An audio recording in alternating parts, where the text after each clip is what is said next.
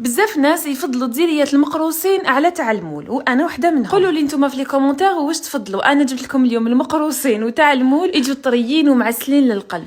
لاباطا ديريات نسحقوا فيها 250 غرام تاع فرينه، 50 غرام تاع زبده التوريق دايبه، 50 غرام تاع مزهر وحبه ولاد الدجاج. نتحصلوا على هاد لاباط نغطوها ونخلوها تريح. هنا عندي رطل تاع لوز، هنا رحيتو شويه زياده، زدت له 250 غرام تاع سكر كريستاليزي ولازم ترحوه باش يولي هكذا، 2 مغارف تاع زست، 3 مغارف تاع مزهر، وطموه بحبه ولاد الدجاج حتى يتلم كامل. السر في الديريات هنا لاباط تاعكم لازم تبات باش تعسلكم لافاس وتجيكم طريه. المقروصين وزنوهم 45 غرام، لاباط رحت حليتها في الماشينه كيما راكم تشوفوا في الطابع 90. وجدوهم كامل وديروهم في الساشي وخبوهم باش ما ينشفوا لكمش. نقول بلون الترافاي تاعنا ونشكلكم الشكلين وانتوما خيروا واش حبيتوا. هنا بالنسبه للطريقه راهي موضحه في الصوره، يعني ما نقدرش نشرحها. وبالنسبه لافارس تاع الديريات المول توزنوها 40 غرام ماشي 45. دهنوا الجوانب بياض البيض وحطوا لابول تاعكم كيما راكم تشوفوا وبداو تقرصوا بهذه الطريقه. وشنو اذا عندكم تفارتينكم رايحين تقطعوا لاباط وما تنجح لكمش الوصفه، كي تقرصوهم بداو تخنقوا الحبه بهذه الطريقه باش تخرج هذيك لابول للفوق. المول تاع الديريات انا استعملت هذا القطر تاع الطابع تاعي 80. حطيت العجينه فوق المول ونحيت هذوك الزوائد. هنا ما تسحقش تدهنوها، جيبوا مباشره الحشو